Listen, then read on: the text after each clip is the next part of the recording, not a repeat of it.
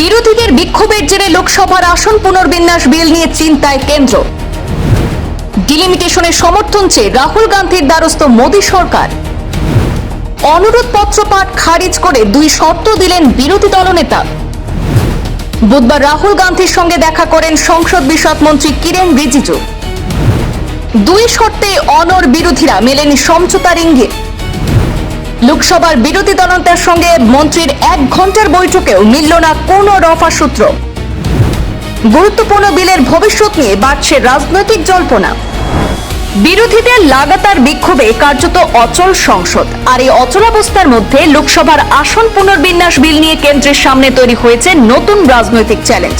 সূত্রের দাবি, বিরোধীদের সমর্থন আদায়ে এবার সরাসরি রাহুল গান্ধীর দ্বারস্থ হতে হয়েছে মোদী সরকারকে।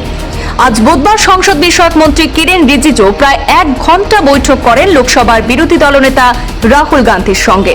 সূত্রের খবর, চলতি বাদল অধিবেশনে আসন পুনর্বিন্যাস বিল এবং মহিলা সংরক্ষণ বিল এগিয়ে নিতে বিরোধী শিবিরের সহযোগিতা চেয়েছিল কেন্দ্র। তবে সেই অনুরোধে সাড়া দেননি রাহুল গান্ধী, বরং তিনি 2টি শর্ত সামনে রেখেছেন। সেই 2টি শর্তের মধ্যে রয়েছে, প্রথমত, রাম মন্দিরের অনুদান নিয়ে ওঠা অভিযোগের বিষয়ে সংসদে আলোচনা করতে হবে।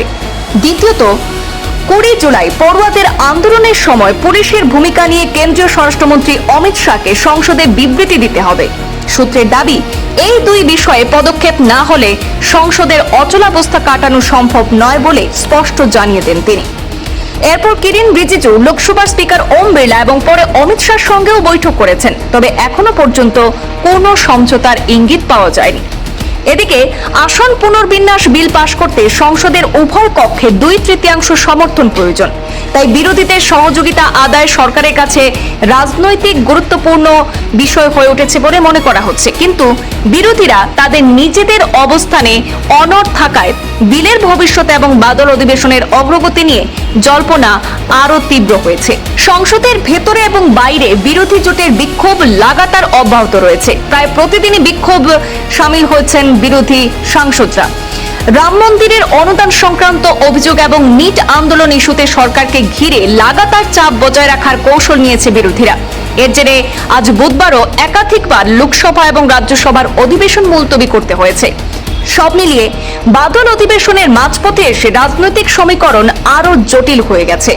গুরুত্বপূর্ণ বিল পাশ করানো, সংসদের স্বাভাবিক কার্যক্রম ফিরিয়ে আনা এবং বিরোধীদের সঙ্গে সমঝোতার পথ খুঁজে বের করা, এই 3টি বড় চ্যালেঞ্জ এখন কেন্দ্রের সামনে দাঁড়িয়ে রয়েছে। সংসদের অচলাবস্থা কবে কাটবে আর ডিলিমিটেশন বিলের ভবিষ্যৎ কোন দিকে যাবে, সেদিকে এখন নজর রাজনৈতিক মহলের।